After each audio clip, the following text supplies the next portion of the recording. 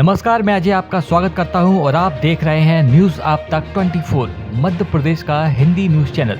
चलिए देखते हैं मध्य प्रदेश की 25 मुख्य खबरों को, लेकिन उससे पहले कमेंट करके हमें बताइए कि आप न्यूज़ किस जिले से देख रहे हैं। साथ ही वीडियो को लाइक, शेयर और चैनल को सब्सक्राइब करना ना भूलें। हमारे फेसबुक पेज को भी फॉलो करना ना भूलें, जिसका लिंक डिस्क्रिप्शन बॉक्स में दिया गया है।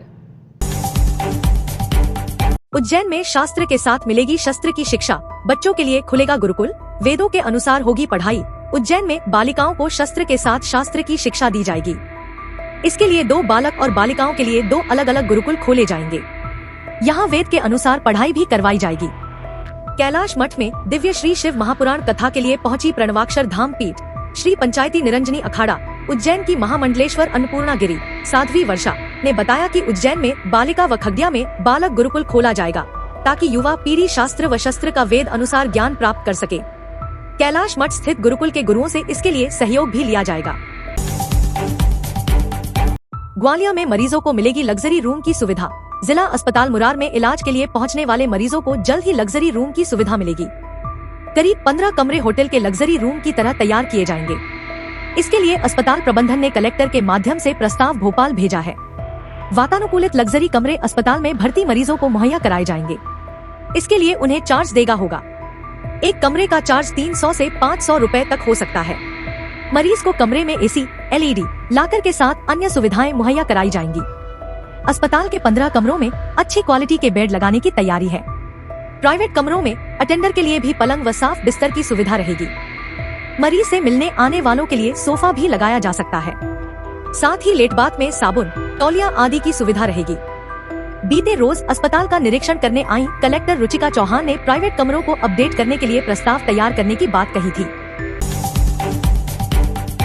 नई शिक्षा नीति में पोस्ट ग्रेजुएट कोर्स PG में प्रवेश के नियम बदले। जबलपुर में नई शिक्षा नीति में पोस्ट ग्रेजुएट कोर्स PG में प्रवेश के नियम बदल गए हैं।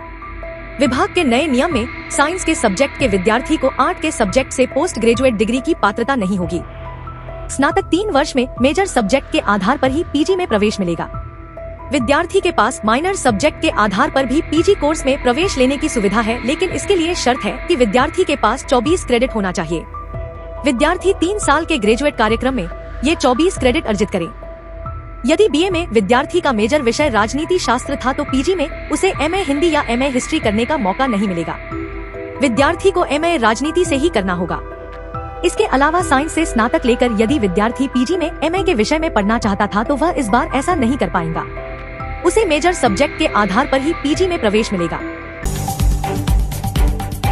एक वर्ष में रिकॉर्ड 11 करोड़ पर्यटक पहुँचे हृदय प्रदेश। पर्यटन के दृष्टिकोण से मध्य प्रदेश देश विदेश में लोकप्रिय हो रहा है। देश के हृदय प्रदेश ने वर्ष 2023 में 11 करोड़ से ज्यादा पर्यटकों का स्वागत किया, जो अब तक का रिकॉर्ड है। जनवरी 2023 से दिसंबर 2023 तक प्रदेश में सबसे ज्यादा पर्यटक उज्जैन पहुंचे, जिनकी संख्या 5 करोड़ 28 लाख से ज्यादा रही। जबलपुर पहुंचने वाले पर्यटकों की संख्या लगभग 27 लाख रही, जिन्होंने न केवल नर्मदा का सौंदर्य निहारा बल्कि जबलपुर के निकट कान्हा, बांधवगढ़, पेंच टाइगर रिजर्व पहुंचकर बाघों का भी दीदार किया। नर्मदा के उद्गम स्थल अमरकंटक पहुंचने वालों की संख्या जहां 36 लाख रही, वहीं 1 करोड़ 68 लाख लोग महर पहुंचे, जबकि चित्रकूट पहुंचने वालों की संख्या लगभग 90 लाख रही। इंदौर के सेल्फी पॉइंट के पास मिला कचरा व गंदगी, सफाई दारोगा का 5 दिन का वेतन कटेगा।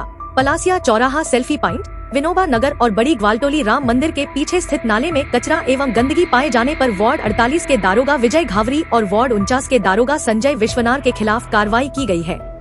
इंदौर नगर निगम आयुक्त ने दोनों का 5-5 दिन का वेतन काटने के आदेश दिए। इसके बावजूद अगर सफाई व्यवस्था में सुधार नहीं हुआ तो दारोगाओं को हटा दिया जाएगा। इंदौर निगमायुक्त शिवम वर्मा शुक्रवार को फिर शहर की सफाई व्यवस्था का निरीक्षण करने सड़क पर उतरे। उनके साथ अपर आयुक्त सिद्धार्थ जैन, अधीक्षण यंत्री महेश शर्मा, सुनील गुप्ता, जोनल अधिकारी भी उपस्थित थे। नाले में कचरा एवं गंदगी पाए जाने पर निगमायुक्त ने नाराजगी जताई और मौके पर ही 2 दारोगाओं पर कार्रवाई की। गुना में सर्वाधिक 46.6 डिग्री पर पहुंचा पारा। इंदौर में 10 साल में दूसरी बार तापमान 44.5 डिग्री सेल्सियस। अन्य जिलों में भी चल रही तीव्र लू। अलग अलग स्थानों पर बनी मौसम प्रणालियों के असर से भले ही मध्य प्रदेश के कुछ शहरों में आंशिक बादल बने हुए हैं, लेकिन गर्मी के तीखे तेवरों में कोई कमी नहीं दिख रही है। इसी क्रम में गुरुवार को प्रदेश में सबसे अधिक 46.6 डिग्री सेल्सियस तापमान गुना में दर्ज किया गया। रतलाम में तीव्र लू रही। धार, गुना, उज्जैन एवं खंडवा भी लू की चपेट में रहे। राजधानी भोपाल में अधिकतम तापमान 44.4 डिग्री सेल्सियस दर्ज किया गया, जो इस सीजन का सबसे अधिक तापमान रहा। शहर में गर्मी का एक वर्ष का रिकॉर्ड टूट गया। पिछले वर्ष मई में सबसे अधिक तापमान 43.4 डिग्री दर्ज किया गया था। मौसम वैज्ञानिकों के मुताबिक शुक्रवार को कुछ और शहरों में लू चल सकती है। साथ ही भोपाल, नर्मदापुरम, जबलपुर संभाग के जिलों में कहीं कहीं तेज रफ्तार से हवाएं चलने के साथ वर्षा भी हो सकती है। गुरुवार को प्रदेश के 10 शहरों में अधिकतम तापमान 44 से 46.6 डिग्री सेल्सियस के बीच बना रहा। शुक्रवार को कुछ और शहरों में भी लू चलने की संभावना है। उधर प्रदेश से होकर द्रोणिका गुजरने के कारण बंगाल की खाड़ी से कुछ नमी भी मिल रही है। इस वजह से कुछ शहरों में आंशिक बादल भी बने हुए हैं। शुक्रवार को भोपाल, नर्मदापुरम, जबलपुर संभाग के जिलों में कहीं कहीं तेज रफ्तार से हवाएं चलने के साथ हल्की वर्षा भी हो सकती है। खरगोन में बंदूक की नोक पर मामबेटी से डकैती, हथियारों से लैस बदमाशों ने की 9 लाख रुपए की लूट। खरगोन शहर की दामखेड़ा कॉलोनी में गुरुवार शुक्रवार की रात को एक मकान में करीब 9 लाख रुपए की डकैती का सनसनीखेज मामला सामने आया है। आधा दर्जन से अधिक अज्ञात हथियारों से लैस बदमाश मां और बेटी के ऊपर हथियार रखकर घर में 9 लाख रुपए के सोने चांदी के आभूषण सहित 70,000 रुपए नकदी लेकर फरार हो गए। डकैती के दौरान घर में केवल मां और बेटी ही मौजूद थी। करीब 2:30 बजे से 3 बजे के बीच अवैध पिस्टल सहित हथियार और पत्थर लेकर पहुंचे बदमाशों ने योजनाबद्ध तरीके से डकैती की घटना को अंजाम दिया। बदमाश सीसीटीवी फुटेज में भी कैद हो गए हैं। बरवानी में नाबालिग से दुष्कर्म का मामला, आरोपी इमरान का मकान जमींदोज, अन्य प्रॉपर्टी की भी निकाली जा रही जानकारी। मंगलवार रात को नाबालिग से हुए दुष्कर्म को लेकर प्रशासन ने गुरुवार को आरोपी ऑटो चालक इमरान के विरुद्ध कार्रवाई करते हुए नगर के टैगोर बेड़ी स्थित उसके मकान को जमींदोज कर दिया। कार्रवाई के दौरान भारी पुलिस बल के साथ प्रशासनिक अमला मौजूद रहा।